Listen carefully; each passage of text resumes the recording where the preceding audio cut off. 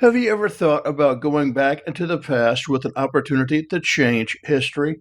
Jessica Mayfield is presented with that very dilemma when conducting research to add a new adventure to her day trip business, Jesse's Jaunts, a desert day trip company that leads tourists and locals that want to go out to the desert of Arizona to discover the beauty of the Southwest. She lost her husband in the Middle East War over 5 years ago and definitely isn't looking for anyone as she considered him the love of her life. Her friend Carrie brings her information about the Walnut Grove Dam failure and the flood of water that went all the way down to wipe out the town of Seymour.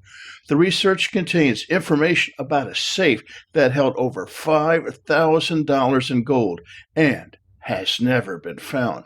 Deciding to take a horseback ride from Wickenburg, Jesse travels up the Hassayampa from Seymour past Wickenburg to see if it would make a good trip for her customers. Along the way, her horse gets spooked by a rattler, and she ends up getting bucked off. Upon coming to, she stares right into the eyes of a rancher, Caleb McCaslin. Hurting badly, he takes her to a little bunkhouse close by and stitches up the wound in her head. Slowly, Jessie realizes that she has somehow gone back in time and the real adventure starts. They travel to the town of Seymour that still exists in 1890, and she is now convinced that somehow, someway, she was in 1890, 2 weeks before the Walnut Grove Dam collapses. She meets Diamond Lil, the owner of the local saloon. With knowing that she has nowhere to go, Jessica agrees to travel with Caleb to his family ranch located above the dam. Along the way, the romance builds, and she finds herself falling for the tall, handsome, real cowboy.